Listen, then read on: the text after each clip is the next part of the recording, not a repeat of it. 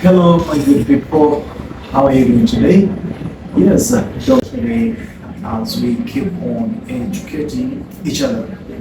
Well, this is the month of November, and basically, November is a month for what we call diabetes awareness. So, it's a diabetes awareness month, and as such, I would like that we talk some few things in regards to these conditions. I believe most of you do understand or you've heard of diabetes. You could be having these conditions, or you could be having a relative, a kid, a brother, a sister, a mother, or your child who is suffering from this condition we call diabetes. So I'm going to talk about some few things in regards to diabetes. That is basically defining what diabetes, and we'll be talking about the types of diabetes, the main symptoms and signs of diabetes, sometimes the causes of diabetes,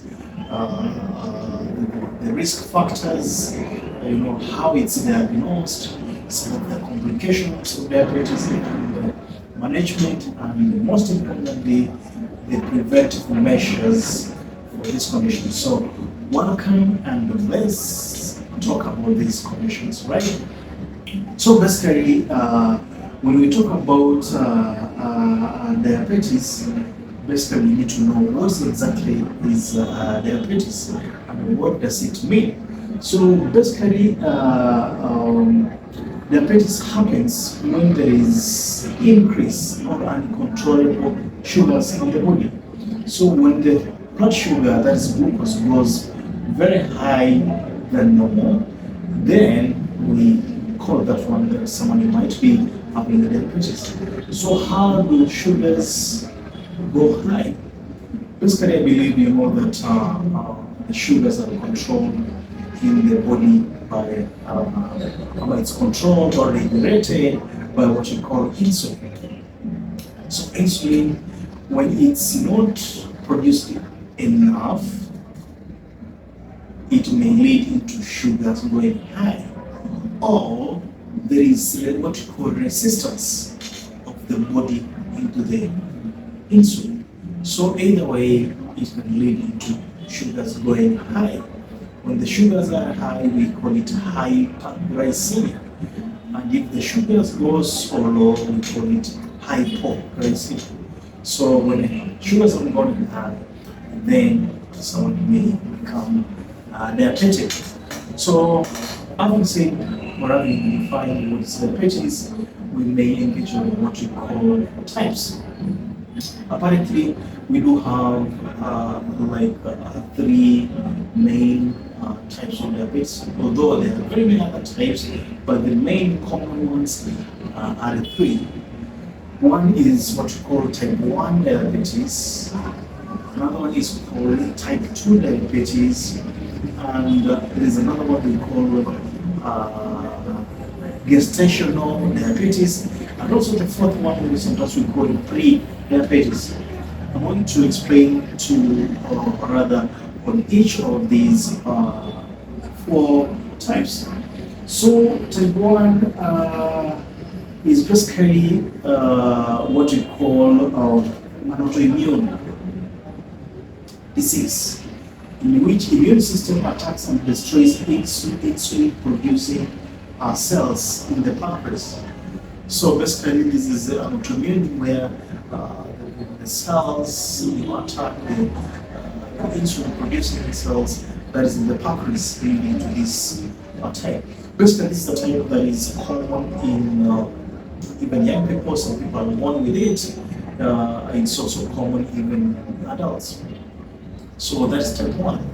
And then there is what we call type 2 diabetes, where the body is not able to produce enough insulin.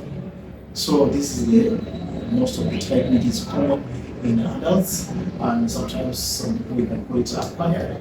So when the body is not able to produce enough insulin, or the blood cells does not respond well into the insulin, that is insulin resistance. That is now the type 2. And then there is what we call pre-diabetes. So pre-diabetes, this is where we talk of that mostly it's in stage, rather type 2 type. Your blood glucose higher than normal. So in these circumstances, someone has not been officially rather diagnosed with diabetes, but there is a likelihood that this person may end up being diabetic. So if your sugars are a bit high, then you may need to keep on monitoring so that you're able to know whether you develop diabetes. Then there's another type that is type 4, or rather the fourth type. We call it gestational diabetes. This is basically the type of diabetes that normally happens during pregnancy. Most of the people, some women, can develop diabetes in pregnancy, and we call the gestational diabetes. Most of the time it disappears after delivery, but sometimes it is a risk factor that this person may end up developing diabetes if she had gestational diabetes. So, well, some other types, there is type 3C diabetes, there is latent immune diabetes in adults, there is maturity onset diabetes of the young, neonatal diabetes as well, preterm diabetes, but those are some of the rare types of diabetes. Well, now after talking about the types, we may need to know the main symptoms of diabetes. So apparently there are 3 cardinal signs of diabetes, but there are very many other more symptoms and signs of diabetes. But the main ones is what you call increasing thirst. Sometimes we call it polydipsia.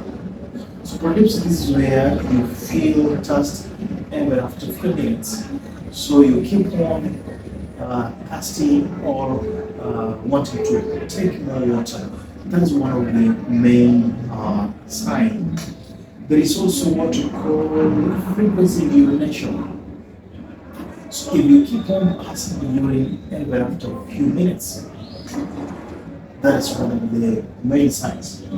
Some also increased, appetite or feeling hungry very fast. You eat, and after a few minutes or after a few hours, you want to eat again. So that is another sign. There is also what we call blurring of vision. So you are not able to see well. So you feel like your eyes are cloudy. So that is another sign. There is also unexplained weight loss, feeling fatigued, numbness or tingling sensations on your feet or even the hands. So sometimes people call it just numbness. That is one of the main signs.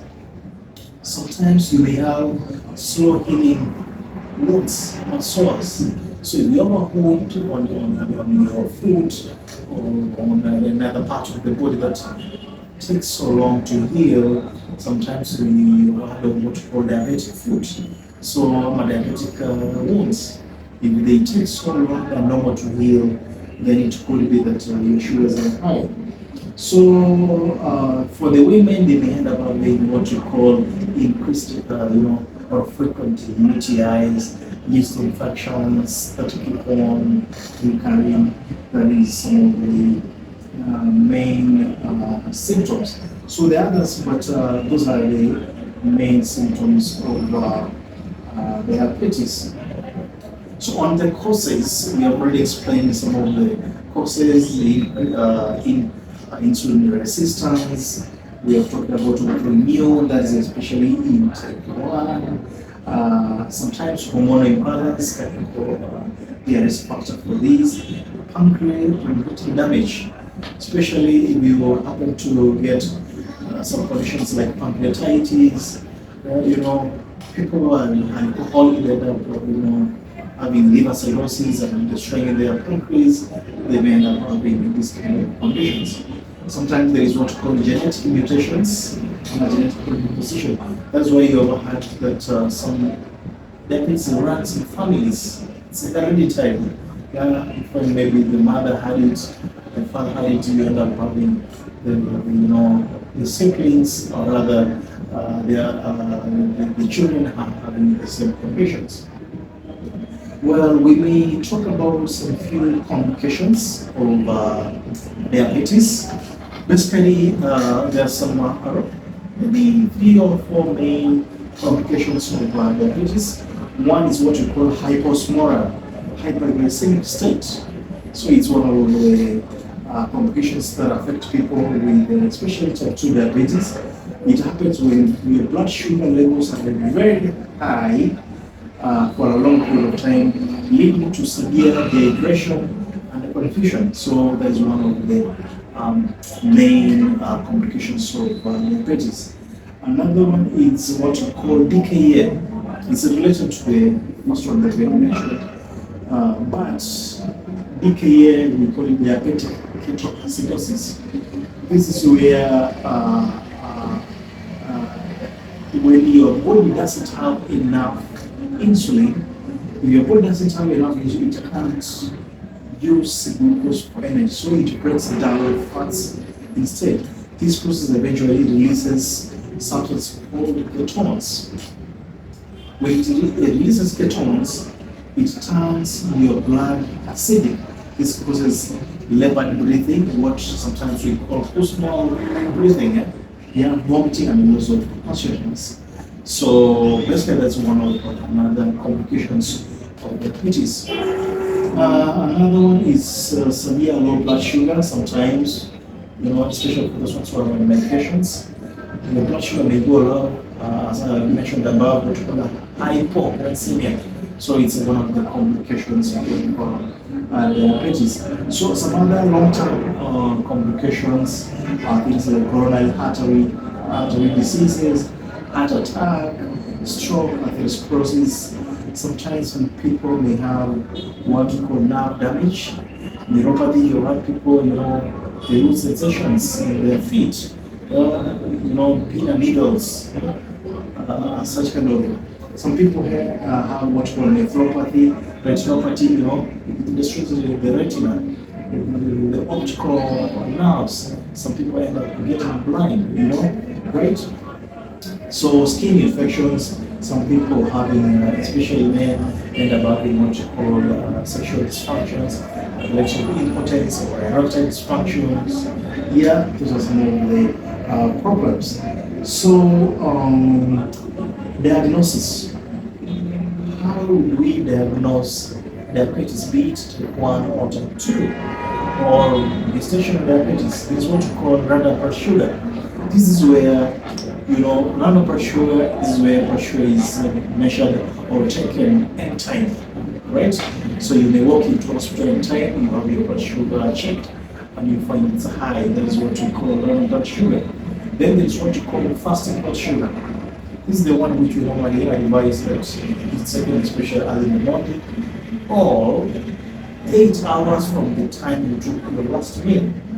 So when it's high than normal, sometimes the blood sugar levels should be between maybe 3.5 millimoles per deciliter to around 7, depending on the type of machine you're using.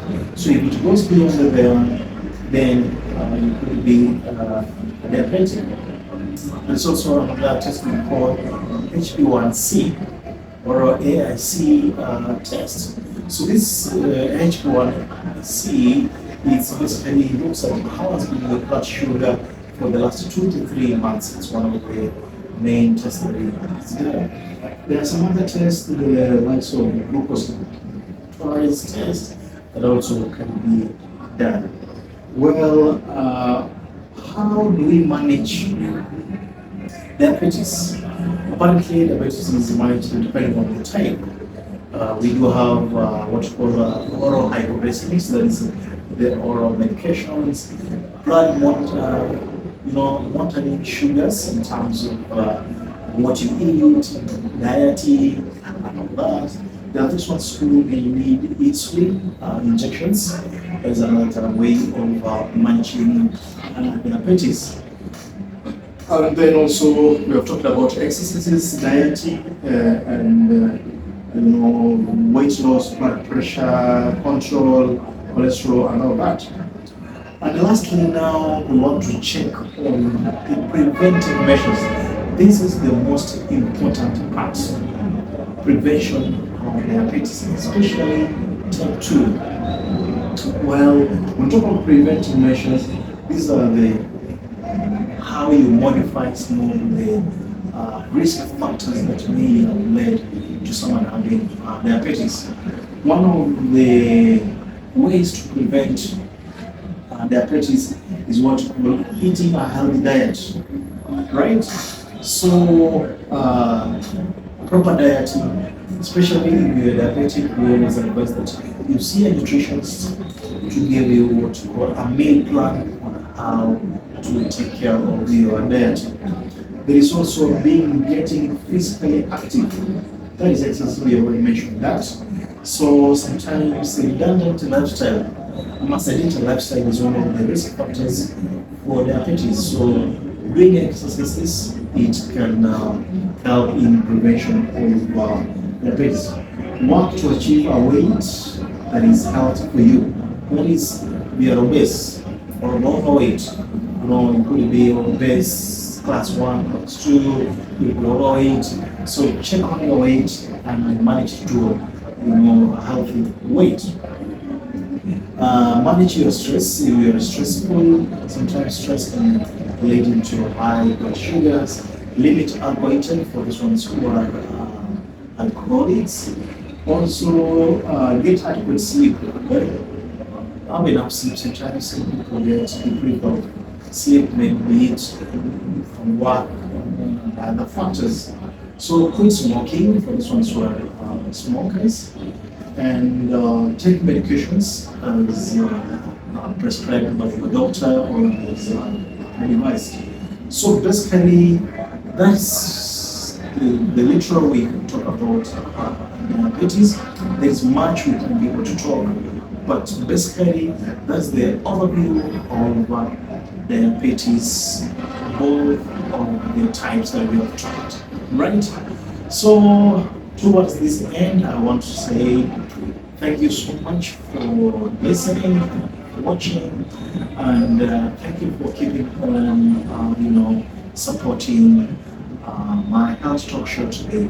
So as a finish up, I want to say subscribe to my YouTube channel, follow me on TikTok, follow my page, this very page of Simon Dominic. There's another page called Healthy Talk. Also keep on following as we keep on educating each other. As I was saying, health is wealth. Know your health and keep yourself safe, right? Thank you so much, and may God bless you as we keep on giving awareness to this mission for this month. Thank you, and may you have a good day.